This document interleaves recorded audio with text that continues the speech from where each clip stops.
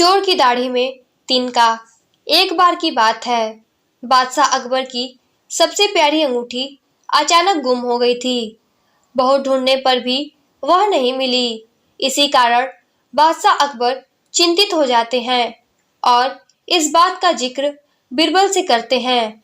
इस पर बिरबल महाराजा अकबर से पूछते हैं, महाराज, आपने अंगूठी कब उतारी थी और उसे कहाँ रखा था?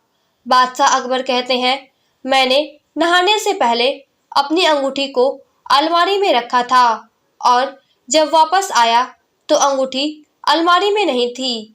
फिर बिरबल अकबर से कहते हैं, तब तो अंगूठी गुम नहीं, चोरी हुई है और यह सब महल में साफ सफाई करने वाले किसी कर्मचारी ने ही किया होगा। यह सुनकर बादशाह ने सभी सेवकों को हाजिर होने को कहा। उनके कमरे में साफ सफाई करने के लिए कुछ 5 कर्मचारी तैनात थे और पांचों हाजिर हो गए।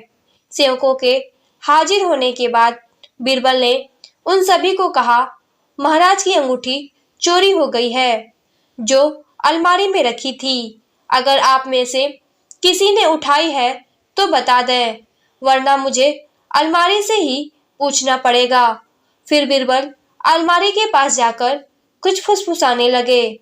इसके बाद मुस्कुराते हुए पांचों सेवकों से कहा, चोर मुझसे बच नहीं सकता क्योंकि चोर की दाढ़ी में तिनका है। यह बात सुनकर उन पांचों में से एक ने सबसे नजर बचाकर दाढ़ी में हाथ फेरा, जैसे कि वह तिनका निकालने की कोशिश कर रहा हो।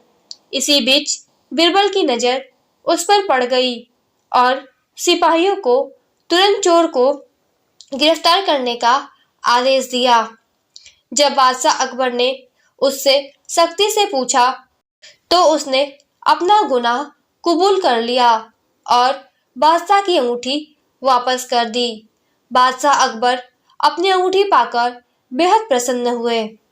दोस्तों, इस कहानी से हमें यह सीख मिलती है कि ताकत की जगह दिमाग का इस्तेमाल करने से हर समस्या का हल मिल सकता है।